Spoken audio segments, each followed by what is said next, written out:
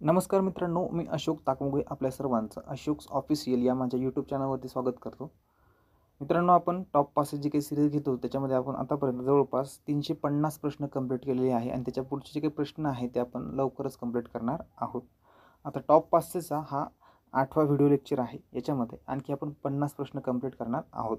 अपेक्षा करतो की आपल्या सर्वांना हे कंटेंट आवडत असेल आणि त्याचा फायदाही आपल्याला टेस्ट सिरीजमध्ये होत असेल आणि येणाऱ्या एक्झाममध्ये ते नक्कीच आपल्याला बेनिफिशियल असणार आहे आणि त्याच्यामुळे आपल्याला नक्कीच जो काही स्कोअर आहे आपला तो बूस्ट होणार आहे. आपण जर या चॅनलवरती नवीन असाल तर नक्कीच चॅनलला सबस्क्राईब करा आणि व्हिडिओ जर आवडत असेल तर नक्कीच त्याला लाईक करा आणि जे आपले गरजू मित्र आहेत त्यांना मात्र ते शेअर केलं तरी चांगलंच आहे. बघूया या व्हिडिओमधला पहिला प्रश्न असा आहे की रेझिंग दिवस कधी असतो, रेझिंग डे कधी असतो, पोलिसांचा रेझिंग डे कधी असतो, तर तो याचं उत्तर आहे 2 जानेवारी. आता आणखी एक गोष्ट लक्षात ठेवायची तुम्हाला, 21 ऑक्टोबरला पोलीस स्मृती दिवस असतो. काय असतो? पोलीस स्मृती दिवस, हे तुम्हाला लक्षात ठेवायचं आहे. आता पोलिसांबद्दल तुम्हाला आणखी एक लक्षात ठेवायची, पोलिसांद्वारे जे काही नियतकालिक प्रसिद्ध केलं जातं त्याचं नाव काय, तर दक्षता हे मासिक आहे, तर लक्षात ठेवायचं. ओके. आणखी एक गोष्ट तुम्हाला लक्षात ठेवायची, पोलिसांचा जो काही ध्वज आहे त्या ध्वजावरती काय आहे तर पंजा असतो आणि वरती निळा रंग आणि पांढरा रंग याच्यामध्ये ते असतं. ओके, तुम्हाला हे लक्षात ठेवायचं. आता आणखी गोष्ट तुम्हाला लक्षात ठेवायची, जे काही पोलीस आयुक्तालय आहे त्याची संख्या किती आहे सध्या? 12. किती आहे तर 12, हे तुम्हाला लक्षात ठेवायचं. आणि जे काही ग्रामीण पोलीस परिक्षेत्र आहे त्याची संख्या किती आहे तर 8, हे तुम्हाला लक्षात ठेवायचं आहे. पुढचा प्रश्न बघा, सर्वात प्राचीन वेद कोणता? सर्वात प्राचीन वेद कोणता? तर सर्वात प्राचीन वेद कोणता आहे तर ऋग्वेद. कोणता? ऋग्वेद. ठीक आहे. या ऋग्वेदामध्ये काय विविध असे मंत्र दिलेले आहेत, तुम्हाला ते लक्षात ठेवायचे. आणखी एक प्रश्न येतो परीक्षेमध्ये, सामवेद कसे संबंधित आहे किंवा संगीत हे कोणत्या वेदामध्ये दिलेलं आहे, तर तुम्हाला या ठिकाणी सामवेद लक्षात ठेवायचं. सामवेद संगीत लक्षात ठेवायचं. स लक्षात ठेवलं तरी पण ते लक्षामध्ये येऊन जातं. आणखी एक गोष्ट जी तुम्हाला टिपून ठेवायची, लिहून ठेवायची, जो काही आपला आयुर्वेद आहे, हा आयुर्वेद कोणत्या वेदाशी संबंधित आहे, तर तो कोणत्या वेदाशी संबंधित आहे? अथर्ववेद. ओके. पुढचा प्रश्न बघा,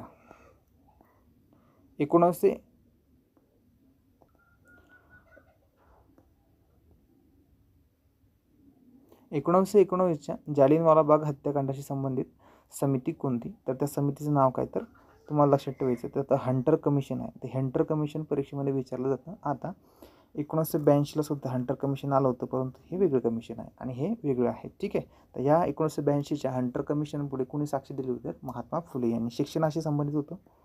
पुढचा प्रश्न बघा, चौरी चौरा जी काही घटना आहे या घटनेनं कोणतं आंदोलन समाप्त झालं, तर असहकार आंदोलन. ओके. चला, असहकार कधी सुरू झालं? 1920ला सुरू झालं होतं. आणि सविनय कायदेभंग कधी सुरू झालं? 1930ला. आणि छोडो भारत कधी सुरू झालं? 1942ला. साल लक्षात ठेवायचे आपल्याला. पुढचा प्रश्न बघा, जगातील सर्वात लांब नदी कोणती? तर जगातील सर्वात लांब नदी कोणती, तर नाईल नदी. कोणत्या देशामध्ये आहे, तर ही इजिप्तमध्ये. कुठेही इजिप्तमध्ये लक्षात ठेवायची. जगातील सर्वात मोठी म्हणजे जे खोऱ्याच्या हिशोबाने जर विचार केला तर कोणती नदी? ॲमेझॉन. ठीक आहे. जगातील सर्वात मोठी म्हटलं की ॲमेझॉन आणि सर्वात लांब नदी जर म्हटलं तर इजिप्त, तुम्हाला लक्षात ठेवायचं आहे. आता ही जी ॲमेझॉन नदी आहे ही जी कुठे आहे असं विचारलं तर दक्षिण अमेरिका खंड, याच्यावरती सुद्धा परीक्षेत प्रश्न आलेला, पोलीस भरतीमध्येच हा प्रश्न आलेला आहे. नथुला खिंड कोणत्या राज्यात आहे? नथुला खिंड कोणत्या राज्यात आहे? नथुला खिंड ही सिक्कीममध्ये आहे. ठीक आहे. तुम्हाला ती लक्षात ठेवायची आहे. आता जम्मू काश्मीरमध्ये एक खिंड आहे, तिचं नाव आहे जोजिला. कोणती? जोजिला खिंड. आणि आणखी एक खिंड हिमाचल प्रदेशामध्ये आहे, तिचं नाव काय, तर सिपकिला खिंड. कोणती? सिपकिला खिंड. ठीक आहे. याच्यावरती परीक्षेमध्ये प्रश्न येण्याचे चान्सेस खूप आहेत. पुढचा प्रश्न आहे, 2 नद्यांमध्ये जो काही प्रदेश असतो त्याला काय म्हणून ओळखा? 2 नद्यांमध्ये प्रदेश. तर 2 नद्यांमध्ये जो काही प्रदेश असतो त्याला म्हणतो आपण दुआब. काय म्हणतो? दुआब. आता आणखी गोष्ट लक्षात ठेवायची, खाडी. खाडी म्हणजे काय, तर बघा, ज्या ठिकाणी नदी समुद्राला मिळते आणि समुद्राला ज्यावेळेस भरती येते तर भरती आल्यानंतर समुद्राचं पाणी नदीच्या मुखात जिथपर्यंत जातं त्याला काय म्हणायचं? खाडी. लक्षात ठेवायचं. ओके. आणि नदीमध्ये नदीच्या मुखाशी जो काही गाळ साचतो त्यालाच काय म्हणायचं? त्रिभुज प्रदेश. पुढचा प्रश्न आहे, राज्याला किती राज्यांची सीमा भिडलेली आहे? राज्याला जवळपास 6 राज्यांची सीमा भिडलेली आहे आणि सर्वात जास्त सीमा ही मध्य प्रदेशची आहे. ठीक आहे. तर ध्यानात ठेवायचं, मध्य प्रदेशला एकूण जवळपास 8 राज्यांची सीमा लागते आणि त्याचबरोबर हेही लक्षात ठेवा, कर्नाटकला 7 जिल्ह्यांची सीमा लागते. पुढचा प्रश्न आहे, Jim Corbett national park. Jim Corbett national park कोणत्या राज्यामध्ये आहे? तर त्याचं उत्तर आहे उत्तराखंड. आता जिम कॉर्बेट म्हटलं की तुम्हाला कशासाठी फेमस आहे हे लक्षात ठेवायचं. वाघांसाठी फेमस आहे. कशासाठी? वाघांसाठी. आणखी एक गोष्ट, भारतातील पहिलं राष्ट्रीय उद्यान कोणतं? Jim Corbett national park. पुढचा प्रश्न, इलेक्ट्रॉनचा शोध कोणी लावला? कोणी लावला? तर जे थॉम्सन यांनी लावला. कोणी लावला? J Thomson. आता चार्विकने कशा शोध लावला माहिती का? न्यूट्रॉनचा. न्यूट्रॉन हे पार्ट्स करून ठेवायचं. गोल्डस्टीनने कशा शोध लावला माहिती का? प्रोटॉनचा. ठीक आहे. आणि राईट बंधू सर्वांना माहिती आहे, विमानात शोध लावला. ओके. आता आणखी गोष्ट तुम्हाला शेअरची, मेंडेल हे नाव लक्षात ठेवायचं. मेंडेल. काय लक्षात ठेवायचं? मेंडेल. मेंडेलनं कशा शोध लावला? तर अनुवंशिकता. कशाचा? अनुवंशिकता. ओके.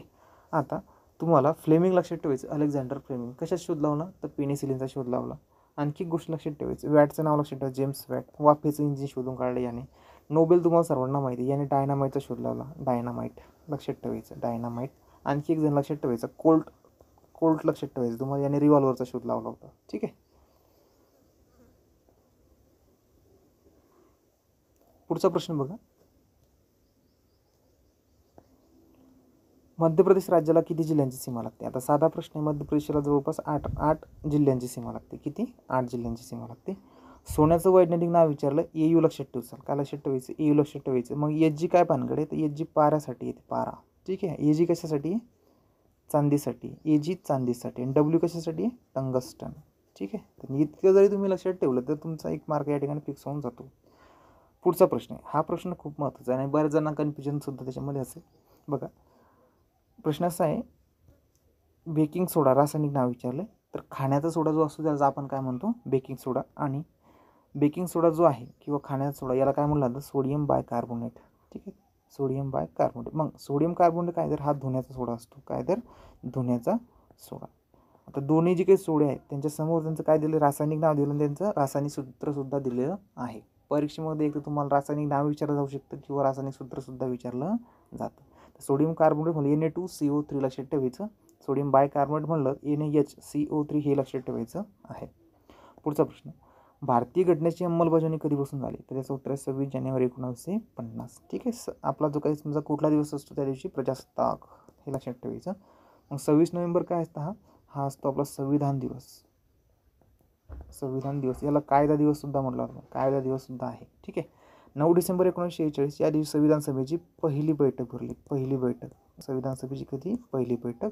22 जानेवारी 1947. 22 जानेवारी 1947 या दिवशी उद्दिष्टांचा ठराव या ठिकाणी मांडण्यात आला होता जवाहरलाल नेहरू यांच्याद्वारे. ठीक आहे. एवढ्या गोष्टी जरी तुम्ही लक्षात ठेवलं तर बऱ्यापैकी तुम्हाला या ठिकाणी घटना समितीवरचे तुमचे डेटचे प्रश्न सुटतात. ओके. पुढचा प्रश्न बघा, प्रवासी डबे म्हणजे रेल्वेचे काही प्रवासी डबे असतात ते कुठे बनवले जातात? त्याचं उत्तर पेरांबूर. मग चित्तरंजनला काय तर या ठिकाणी रेल्वे इंजिन बनवलं जातं. काय बनवलं जातं? Railway engine. पुढचा प्रश्न आहे, मूलभूत कर्तव्य घटनेचे कोणत्या कलमात? 51A मध्ये. कुठे आहे तर ते 51A मध्ये. आता आणखी 2-3 गोष्टी तुम्हाला या ठिकाणी कंप्लीट लक्षात ठेवायच्या आहेत. साध्या साध्या गोष्टी आहेत. बघा, मूलभूत कर्तव्य भारतीय घटनेमध्ये सुरुवातीला नव्हती. आपण कुणाकडून घेतली? रशियाकडून घेतली. कुणाकडून घेतली? रशियाकडनं. ठीक. कधी घेतली? 1976ला. ठीक आहे. कोणती घटनादुरुस्ती? 42वी घटनादुरुस्ती. आता घटनेमध्ये किती मूलभूत कर्तव्य तर 11 लक्षात ठेवायची आहेत. ओके. निदान एवढ्या गोष्टी लक्षात ठेवा म्हणजे तुमच्या ते लक्षामध्ये येईल. जे काही शेवटचं मूलभूत कर्तव्य ते कधी घेतलं आपण? 2002 आणि घटनादुरुस्ती क्रमांक 86वी घटनादुरुस्ती. ओके. चला, निदान एवढ्या गोष्टी लक्षात ठेवा. राज्यामध्ये एकूण किती ज्योतिर्लिंग आहे? साधा प्रश्न आहे. तर राज्यामध्ये एकूण किती ज्योतिर्लिंग आहे? तर 5. आणि भारतामध्ये किती आहे? तर 12. ठीक आहे. तुम्हाला 5 लक्षात ठेवायचे. आता भारतामध्ये कोणकोणते आहेत हे तुम्ही बघायचं. ठीक आहे. पुढचा प्रश्न बघा, IPC म्हणजे काय? तर IPC म्हणजे दुसरं तिसरं काय म्हणतात? आपली भारतीय दंड संहिता. ठीक आहे. हे लक्षात ठेवायचं. आता इंडियन एव्हिडन्स ॲक्ट IEA. ठीक आहे. तर इंडियन एव्हिडन्स ॲक्ट म्हणजेच काय? तुम्हाला भारतीय पुरावा कायदा. आणि CRPC म्हणजेच काय? तर क्रिमिनल प्रोसिजर कोड. ठीक आहे. यालाच म्हटलं जातं फौजदारी दंड संहिता. ठीक आहे. त्यावेळेस मित्रांनो तुमचं सिलेक्शन होईल आणि तुम्ही ट्रेनिंगला जासाल तर तुम्हाला भारतीय दंड संहिता असो, फौजदारी दंड संहिता असो किंवा पुरावा कायदा असो, ट्रेनिंगमध्ये तुम्हाला हाच अभ्यास असतो. चला, पुढचा प्रश्न बघूया. जागतिक कामगार दिन कधी असतो? जागतिक कामगार दिन 1 मेला असतो. कधी असतो? 1 मेला असतो. मग 12 जानेवारीला काय असतं? राष्ट्रीय युवा दिवस. ठीक आहे. 8 मेला काय असतं? जागतिक रेड क्रॉस दिवस. कोणता असतो? रेड क्रॉस दिवस. आणि 1 डिसेंबरला काय असतो? एड्स दिवस. International AIDS day. ठीक आहे. पुढचा प्रश्न बघ, पुढचा प्रश्न बघा, डॅप्सोन हे कशाचं औषध आहे? तर ते कशाचं आहे? कुष्ठरोगाचं औषध आहे. ठीक आहे, लक्षात ठेवा. वेरूळ लेणीतील कैलास लेणीची निर्मिती कोणी केली? असा साधा प्रश्न आहे बघा. तर याचं उत्तर काय द्यायचं तुम्हाला? राष्ट्रकूट. काय द्यायचं? राष्ट्रकूट. बघा, राष्ट्रकूट हेच उत्तर असणार आहे. आता तुम्हाला आणखी एक गोष्ट लक्षात ठेवायची, जी काही वेरूळ लेणी आहे, या वेरूळ लेणीला जागतिक वारसा स्थळाचा दर्जा देण्यात आलेला आहे. जागतिक वारसा स्थळाचा दर्जा कोणत्या वर्षी देण्यात आला? 1983. 1983 तुम्हाला हे लक्षात ठेवायचं आहे. पुढचा प्रश्न बघा, पानिपत हे शहर कोणत्या राज्यात आहे? पानिपत हे शहर कोणत्या राज्यात आहे? ठीक आहे, तर पानिपत हे शहर कोणत्या राज्यामध्ये? तर हरियाणामध्ये. कुठे येतं? हरियाणामध्ये. ठीक आहे, चला तुम्हाला आता आणखी गोष्ट लक्षात ठेवायची, तुम्हाला पानिपतचे 3 युद्ध माहीत असेल. एक 1526, एक 1556 आणि 1761. ठीक आहे, बघा यावरती जर परीक्षेमध्ये प्रश्न आला तो आपला चुकता कामा नाही. आता जे काही पहिलं युद्ध होतं ते कोणाकोणामध्ये लढलं गेलं हे आपल्याला माहिती पाहिजे. तर पहिलं जे काही युद्ध आहे तुम्हाला बाबर लक्षात ठेवायचं, बाबर. ठीक आहे, बाबर वर्सेस लोधी. ठीक आहे, जे काही दुसरं युद्ध आहे ते कोणाकोणामध्ये झालं? अकबर आणि हेमू. अकबर आणि हेमू. आणि तिसरं सर्वांना माहिती आहे, मराठे वर्सेस अब्दाली. ठीक आहे, हे लक्षात ठेवायचं आहे. पुढचा प्रश्न आहे, रिकामी जागा या दिवशी सत्यशोधक समाजाची स्थापना झाली. तर तुम्हाला आता ऑप्शन जर तुम्ही बघितले तर तुम्ही 100% कन्फ्यूज होणार आहात. त्यामुळे ही डेटच पाठ करायची, 24 सप्टेंबर 1873. ठीक आहे, लक्षात ठेवायचं आहे, 24 सप्टेंबर 1873. आता जसा की आपला सत्यशोधक समाज आहे तसाच तुम्हाला ब्राह्मो समाज लक्षात ठेवायचा. ब्राह्मो समाज कोणी स्थापन केला? स्थापक लक्षात ठेवायचं, स्थापन करता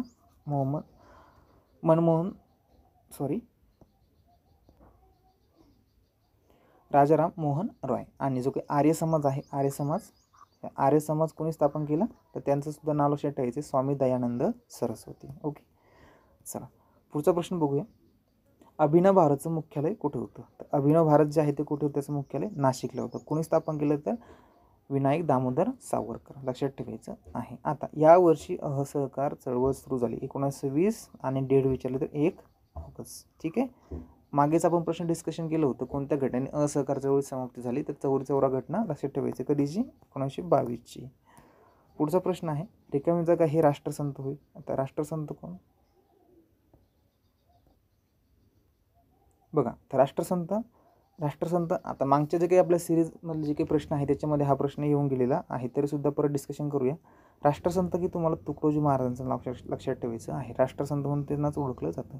तुकडोजी महाराज यांचं जे काही पूर्ण नाव आहे हे परीक्षेत विचारलं जातं, तर माणिक बंडोजी इंगळे. हे लक्षात ठेवायचं आपल्याला, काय? माणिक बंडोजी इंगळे. ओके, आणि जे काही आपले गाडगे महाराज आहे तर गाडगे महाराजांसुद्धा पूर्ण नाव लक्षात ठेवायचे, डेबूजी झिंगराजी जानोरकर. ठीक आहे, चला पुढचा प्रश्न बघूया, हू वेअर शुद्राज हे कुणाचं पुस्तक आहे? तर डॉक्टर बाबासाहेब आंबेडकरांचं. ओके, पुढचा प्रश्न आहे, भावार्थ रामायण कोणी लिहिलं? तर संत एकनाथाने लिहिलं. कोणी लिहिलं? संत एकनाथाने. ओके, आता भावार्थ दीपिका नाही विचारलं, आपलं भावार्थ रामायण विचारलं. भावार्थ दीपिका म्हटलं की मग संत ज्ञानेश्वर लक्षात ठेवायचं. परत सांगतो, भावार्थ रामायण आणि भावार्थ दीपिका याच्यामध्ये तुम्ही कन्फ्युजन व्हाल. परीक्षेमध्ये जो काही फ्लो असतो त्याच्यामध्ये भावार्थ रामायण विचारलं जातं, आपण त्याचं उत्तर ज्ञानेश्वर मारून येतो आणि त्या ठिकाणी आपण स्कोअर मग आपला 1 मार्काने खाली होतो. पुढचा प्रश्न बघा,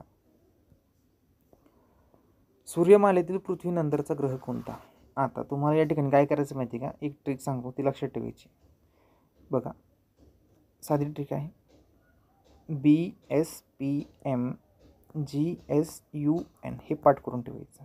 ठीक आहे, आता बुध, शुक्र, पृथ्वी, मंगळ, गुरु, शनी, हा युरेनस आणि हा नेपच्यून. ठीक आहे, हे तुम्ही पाठ केलं तुमच्या सर्व काही या ठिकाणी सर्व प्रश्न तुमच्या या ठिकाणी सुटून जातात. आता विचार पृथ्वीनंतरचा ग्रह, त्याचं उत्तर आहे मंगळ.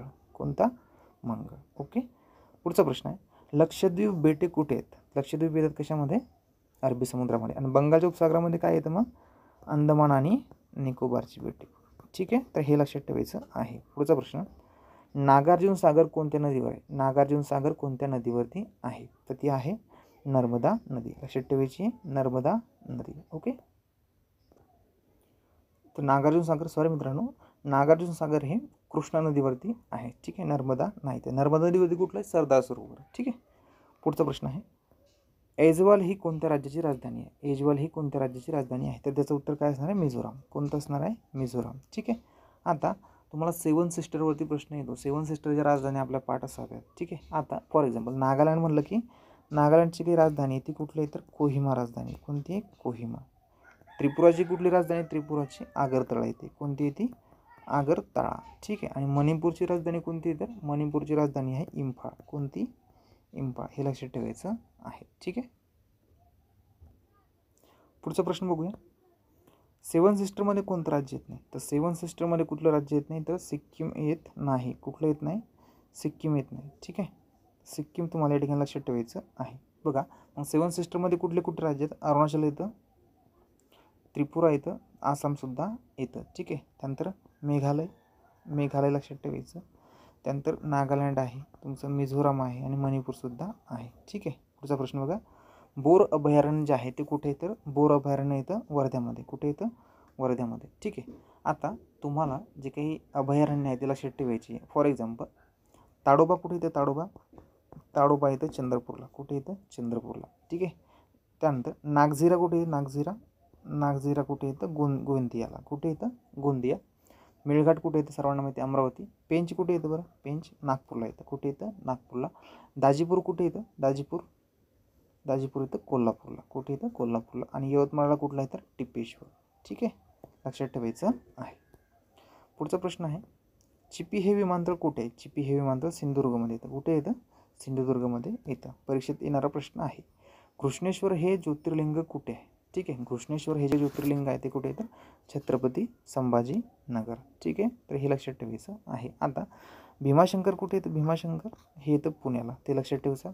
त्यानंतर हिंगोलीला कुठलं आहे? तर हिंगोलीला आहे औंढा नागनाथ. कुठलं? औंढा नागनाथ. बीडला कुठलं आहे? परळीला कुठलं येतं? वैद्यनाथ. ठीक आहे. आणि त्र्यंबकेश्वर कुठे येतं? नाशिकला येतं. ठीक आहे. पुढचा प्रश्न आहे, 2011 नुसार महाराष्ट्राची घनता किती होती? किती होती महाराष्ट्राची घनता? मग लक्षात ठेवायची आपल्याला. महाराष्ट्राची जी घनता होती 365. किती होती? 365. आणि भारताची किती होती? 382. ओके. चला पुढचा प्रश्न बघूया. ध्वनी मोजण्याचं एकक कोणतं? ध्वनी कशामध्ये मोजलं जातं? तर ध्वनी मोजतात डेसिबलमध्ये. कशामध्ये मोजतात? डेसिबलमध्ये. ठीक आहे. मग हार्टच काय भानगड? तर ही वारंवारता मोजण्यासाठी वापरतात. वारंवारता. ठीक आहे. पुढचा प्रश्न बघा. ध्वनीचा जो काही हवेतील वेग आहे तो किती असतो? ध्वनीचा हवेतील जो काही वेग आहे तो किती असतो? तर ध्वनीचा जो काही हवेतील वेग आहे तो असतो 344 meter per second. 344 meter per second. ठीक आहे. आता पुढचा प्रश्न बघूया आपण. भारतीय मूळ घटनेत किती कलम होती? तर त्याचं उत्तर काय असणार आहे आपलं? 395. ठीक आहे. आता फक्त एवढंच आहे का? तर किती भाग होते सुरुवातीला? भाग 22 होते. किती होते? 22 भाग होते भारतीय घटनेमध्ये. ठीक आहे. आणि कलम किती होते सुरुवातीला? 8 कलम होती. अनुसूची किती होत्या? 8. त्यालाच परिशिष्ट म्हणतो. आणि ह्याच किती आहेत? तर 12 परिशिष्ट आहेत. ठीक आहे. लक्षात ठेवायचं आहे. बघा पुढचा प्रश्न बघूया आपण. राष्ट्रीय आणीबाणी संबंधी कलम कोणतं? तर राष्ट्रीय आणीबाणी तर लक्षात ठेवायचं 352. कोणतं? 352. 356 राज्य आणीबाणी. आणि कलम 368 कशाशी संबंधित आहे? सांगता येईल का? तर 368 हे घटना दुरुस्तीशी संबंधित असणारा कलम आहे. ठीक आहे. बघा 352, 356 आणि 360 हे सिरियलनं पाठ करून ठेवा. ठीक आहे. आता राष्ट्रीय आणीबाणी म्हणलं की 352 लक्षात ठेवा. तर 356 आणि 360 आता याच्यामध्ये थोडंसं कन्फ्युजन आहे. तर तुम्हाला शोधायचं आहे की 356 मध्ये आर्थिक आणीबाणी आहे की राज्य आणीबाणी. ठीक आहे. आणि मला सुद्धा सांगायचं आहे. कमेंट बॉक्समध्ये तुम्ही सांगू शकता. पुढचा प्रश्न आहे, आधार नंबर हा किती अंकी असतो? आधार नंबर हा साधा प्रश्न आहे. आपण याच्यावरती पोलसुद्धा घेतलेला आहे. तर तो असतो 12 अंकी. ठीक आहे. पुढचा प्रश्न आहे, कॅनडा या देशाची राजधानी कोणती? तर कॅनडाची राजधानी कुठली आहे? तर ओटावा. ठीक आहे. कोणती? ओटावा. बाकू ही राजधानी कुठल्या देशाची आहे? तर ती आहे अझरबैजान. कोणत्या देशाची? अझरबैजान. क्यू ही कोणत्या देशाची राजधानी? क्यू तर तिची आहे युक्रेनची राजधानी. युक्रेन. ठीक आहे. आणि इस्लामाबाद सर्वांना माहिती आहे पाकिस्तानची राजधानी. ठीक आहे. परीक्षेत विचारायला सांगता आलं पाहिजे. कार्ल मार्क्स हा कोणत्या देशाचा होता? आता साधा प्रश्न आहे बरं का. कार्ल मार्क्स हा कोणत्या देशाचा होता? जर्मनी. कोणत्या देशाचा होता तो? जर्मनीचा होता. तर लक्षात ठेवायचं जर्मनी. ठीक आहे. आणखी एक जण तुम्हाला लक्षात ठेवायचं आहे, जो कोणत्या देशाचा होता? हिटलर. हिटलरसुद्धा परीक्षेमध्ये विचारला गेला आहे, तो कोणत्या देशाचा होता? हिटलरसुद्धा जर्मनीचाच होता. ठीक आहे. पुढचा प्रश्न बघा. मराठीतील पहिलं साप्ताहिक कोणतं? मराठीतील पहिलं साप्ताहिक कोणतं आहे? तर दर्पण. दर्पण लक्षात ठेवायचे. आता केसरी सर्वांना माहिती आहे. तत्पूर्वी दर्पण हे कधी सुरू झालं? तर 1832ला सुरू झालं. ठीक आहे. कोणी सुरू केलं? जांभेकरांनी. ठीक आहे. त्यांना आपण काय म्हणतो? मराठी वृत्तपत्रांचे जनक म्हणतो. ठीक आहे. केसरी आणि मराठा कोणाचं? टिळकांचं. ठीक आहे. ते सुद्धा लक्षात ठेवायचं आहे. पुढचा प्रश्न बघा. 1948च्या भाषावर प्रांतरचना आयोगाचे अध्यक्ष कोण होते? तर एस के धर. कोण होते? एस के धर. ठीक आहे. फाजल अली हे लक्षात ठेवायचे. पाक कमिशन जे आलं भारतामध्ये, तर त्याचे ते अध्यक्ष होते. पाक कमिशन कधीचं? 1953. ठीक आहे. पुढचा प्रश्न बघा. पुढचा प्रश्न आहे, अभंगाचे रचनाकर्ते कोण? तर अभंग कोणी सुरू केले? तुकारामाने सुरू केले. ठीक आहे. नामदेवांचे भारुडं लक्षात ठेवायचे. ज्ञानेश्वरी तुम्हाला सर्वांना माहिती, आपण काय म्हणतो? भावार्थ दीपिका. आणि तुकडोजी महाराज जर म्हटलं आपण, तुकडोजी महाराजांची ग्रामगीतना फेमस आहे. ठीक आहे. पुढचा प्रश्न बघा. FIR याचा फुल फॉर्म तुम्हाला परीक्षेत जर विचारला गेला तर सांगता आलं पाहिजे. तर फर्स्ट काय म्हणतात त्याला? काय म्हणतात? तर फर्स्ट इन्फॉर्मेशन रिपोर्ट. ठीक आहे. लक्षात ठेवायचं आहे. FIR लक्षात ठेवायचे. First information report. ठीक आहे. पुढचा प्रश्न आहे, महाराष्ट्र पोलीस अकादमी कुठे आहे? तर महाराष्ट्र पोलीस अकादमी कुठे सर्वांना माहिती आहे? महाराष्ट्र पोलीस अकादमी नाशिक. लक्षात ठेवायचे. जवळपास सर्वांना ते पाठ असणार आहे. आणि शेवटचा प्रश्न आहे, सुधारक हे जे वृत्तपत्र आहे ते कोणी सुरू केलं? सुधारक. ठीक आहे. सुधारक कोणी सुरू केलं? तर लक्षात ठेवायचे, आगरकर. ठीक आहे. तर अशा प्रकारे मित्रांनो, याही व्हिडिओमध्ये आपण जवळपास 50 प्रश्न कंप्लीट केलेले आहे. एखाद्या प्रश्नामध्ये थोडंसं मागं पुढं झालं असेल तर आपण ॲडजस्ट करून घ्यायचं आहे. आणि एखाद्या प्रश्नाचं उत्तर माझ्याकडनं चुकीचं जर सांगितलं गेलं असेल तर नक्कीच मला ते कमेंट बॉक्समध्ये सांगायचं, सजेशनमध्ये. ठीक आहे. तर भेटूया मित्रांनो पुढच्या व्हिडिओमध्ये. तोपर्यंत धन्यवाद.